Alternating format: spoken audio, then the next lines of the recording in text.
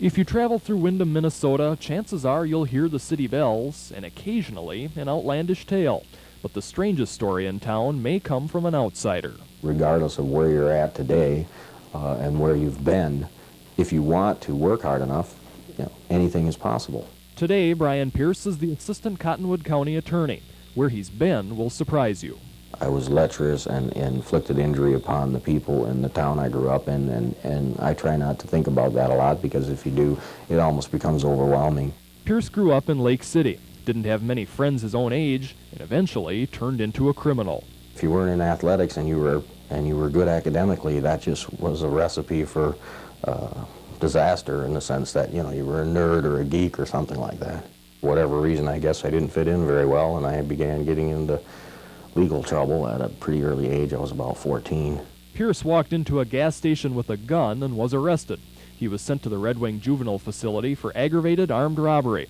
Pierce would become a frequent visitor, being arrested 4 other times for assault with a deadly weapon, check forgery, and violating parole. When Pierce became an adult, the crimes worsened, and so did the punishments. Pierce was then sent here to the St. Cloud prison after being sentenced on third-degree burglary. It was here that he began to take the steps that would turn his life around. It gave me an opportunity to communicate with people on a more intellectual level, I think, about real-world things. Finding the days in his cell block boring, Pierce began taking college classes. Bruce Hansen was on the prison's education staff at the time. When they get in here, if we can offer them these programs, if they find out that they do have the abilities to compete at a higher level academically than they previously thought they could, they sometimes go on and excel very well. But Pierce would not excel right away. After being thrown in a Georgia penitentiary for credit card fraud, Pierce decided he wanted to work in the legal system, not become a prisoner of it. A lot of people thought I was crazy, and when I told them I was going to go to law school, even more thought I was crazy. Pierce eventually received his law degree and passed the bar exam.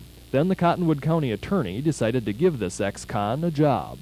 I decided that I had to go with my religious beliefs, which are that people deserve to be allowed to have their redemption and to be forgiven. We never expect that kind of result from a defendant that you sentenced. Judge Ancy Morse put Pierce away on a drug charge in 1987 and was surprised to hear he's now doing the prosecuting rather than being prosecuted.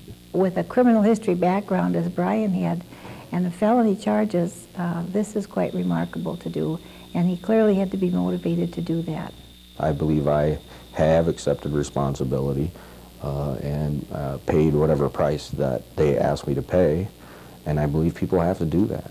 Throughout his life, Brian Pierce has felt the power of the law. Now this ex-con will use this power to send other criminals to prisons he once lived in himself. In Windham, Jason Wenish, KTTC News Center.